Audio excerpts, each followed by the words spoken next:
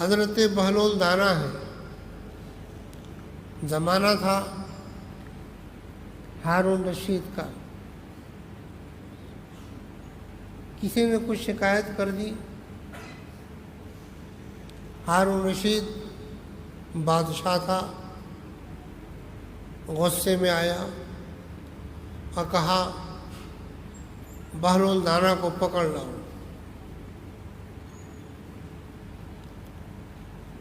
سپاہی سب گئے. حضرت بہلول دانا اسی زندگی میں قبر کو کھود کر قبر بنائے تھے. زمین کو کھود کر اسی قبر میں لیٹے ہوئے تھے. سپاہیوں نے آواز دی، کچھ نہیں بولے. چیخ چیخ کر کے پکارا جیسے وہ سنتے ہی نہ ہو. قبر میں اترے سپاہی، جھنجھوڑا، پھر نہیں اٹھے وہ. تو تیر کے الٹے سے ان کو کوچا دیا.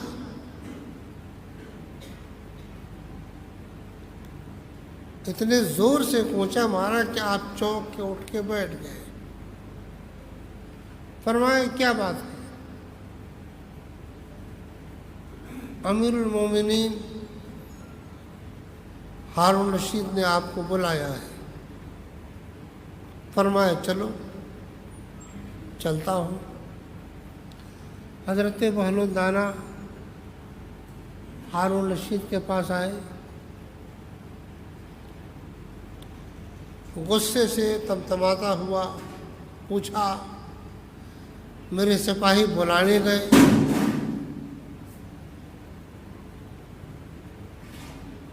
آپ نہیں آئے؟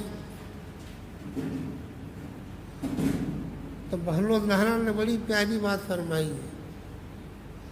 فرمایا کہ میں خواب دیکھ رہا تھا، بڑا عمدہ خواب تھا. شاندار محل ہے، بے شمار نوکر چاکر ہیں، بے شمار لڑکیاں ہیں، باغات ہیں، نہریں ہیں. میں اسی میں تفریح کر رہا ہوں. میں اس خواب میں مست تھا تو میں آواز نہیں سن سکا. تمہارے سپاہیوں نے کوچا مارا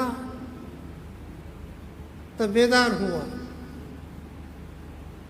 ہارون رشید نے کہا، ارے حضرت وہ تو خواب تھا. آپ نے فرمایا جو کچھ تمہارے ساتھ ہو رہا ہے، جو تم تخت پر بیٹھے ہو، تمہارے سامنے نوکر چاکر ہیں، سپاہی ہیں، خدمت گزار عورتیں ہیں،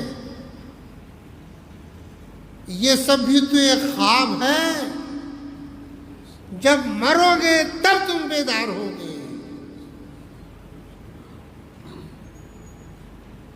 جس طرح مجھے کوچا مارنے سے ہوش آیا تو تیری روح جب قبض ہوگی تب تجھے ہوش آئے گا. ہارون رشید سنا، رو پڑا. تو بزرگوں نے اس دنیا کی زندگی کو ایک خواب کی طرح سے فرمایا. جس طرح آدمی خواب میں جب خواب دیکھتا ہے تو یقین کیے رہتا ہے. اگر وہ باغ میں ٹہل رہا ہے تو اس کو خواب میں یقین ہوتا ہے کہ میں باغ میں ہوں. اگر کسی چیز سے لطف اٹھا رہا ہوتا ہے تو خواب میں اس کو یقین ہوتا ہے کہ میں لطف اٹھا رہا ہوں. لیکن جب اس کی آنکھ کھلتی ہے تب سمجھتا ہے وہ ایک خواب تھا.